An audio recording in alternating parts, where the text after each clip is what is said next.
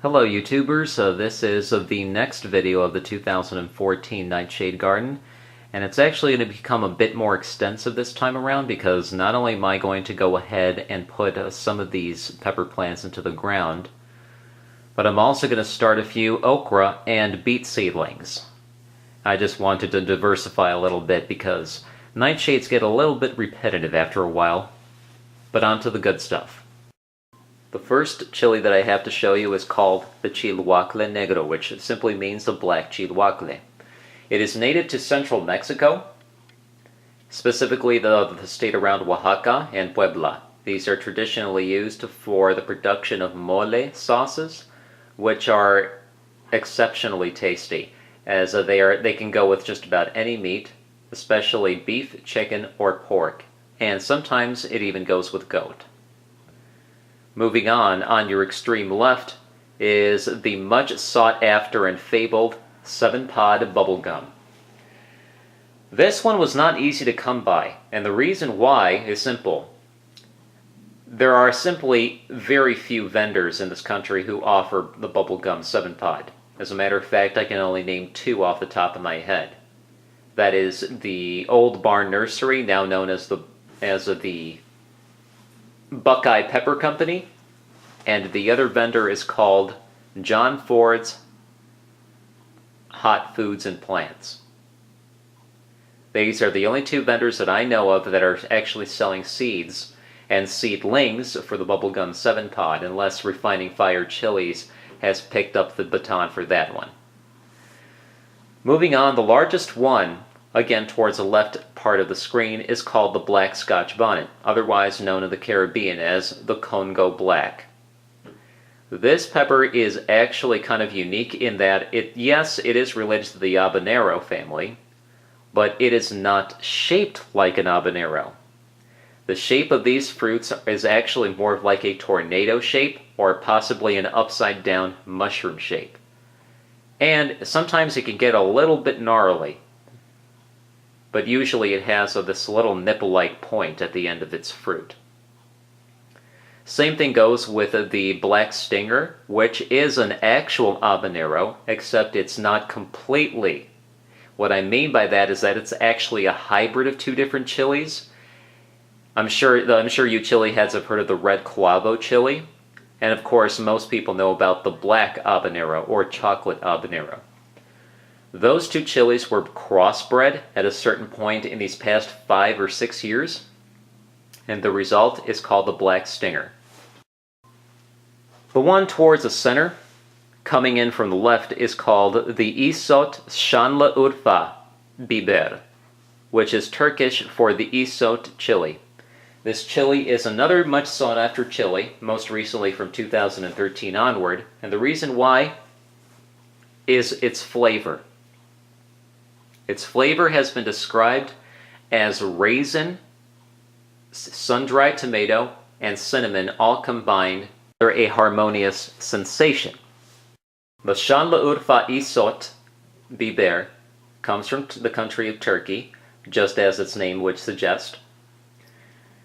And it's actually quite similar to the Aleppo chili, otherwise known as the Haliabi in the country of Syria, and it's even known as the Haliabi in Lebanon. They both have similar flavors, except the Haliabi chili is known to have a little bit of saltiness or some type of acidity associated with its flavor. I'm not exactly sure how that happens, but I'm sure it's very tasty. The Brazilian starfish is Brazilian, just as its name suggests. And as a matter of fact, I think it might have a long history in the country. I have not looked it up yet, but I'm sure it does have some type of extensive history. As far as I'm concerned, it is a naturally occurring variant of chili. I'm not sure how it tastes, but I'm sure it tastes good. It's very highly rated among all the chili vendors that I've seen that actually have it, such as Pepper Lover and Buckeye Pepper Company. So this is the red Scotch bonnet.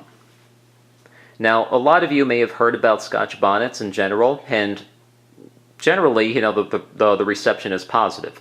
Largely because, again, the flavor is good. It's not just about the heat when it comes to peppers. It also is about flavor. The red Scotch bonnet, I've actually heard, has kind of like a tomato-like flavor that is fresh and clean. It's crisp. It does not overwhelm you with any perfumey flavors or smells. It just gives you your classical habanero heat without the perfuminess. Now this little thing right here is called an isleño chili. This is also another Mexican chili. I'm not exactly from which state it's from, but I'm probably thinking that it's Puebla. Shout out to them if anybody out there is from Puebla. I am personally from Nayarit. This chili is rumored to be one of the tastiest chilies yet again in Mexico, as they are also used to make the mole sauces. And I'm thinking that I will have a tasting contest or a taste test with myself and my family to decide which chili is best to go in our own personal version of the mole sauce. Ask me about this twisted fellow. Yeah, this one is already giving me a tiny bit of frustration. I'll tell you why. First of all, it's starting to develop a little bit of extra rootage towards the bottom, which probably means it needs to be transplanted. But I can't be really so sure about that because I'm not sure how extensive its rootage is underground, or at least beneath the soil surface. And second of all, it keeps twisting. It's like it dances. I'm not sure why it does this. None of the other chilies are doing this, only this one. That right in the center is the mystery chili. According to its picture, it's supposed to turn out like an elongated red Scotch bonnet with a ridge in its middle and a long profile with 4 lobes, 3 or 4 lobes on either end. I'm not sure how long it's going to take for this thing to set fruit, but I don't think it'll be long. Well, at least not as long as a bubblegum 7-pot. Now I know this picture kind of looks fuzzy, but the only reason why is because the humidity is actually collecting as water droplets on the inside of that plastic cover, and so what you're seeing are the 3 seedlings through the plastic cover itself. These are my last chilies that I have germinated inside of this incubator, and so once these 3 are ready to transplant outside of the container, I will no longer be using it this season. The only other time that you're going to be seeing me use this is probably in December of this year. Maybe not even until January 2015. Because frankly, it's taking up too much room here on this little table of mine, and I would like to keep it neat and orderly.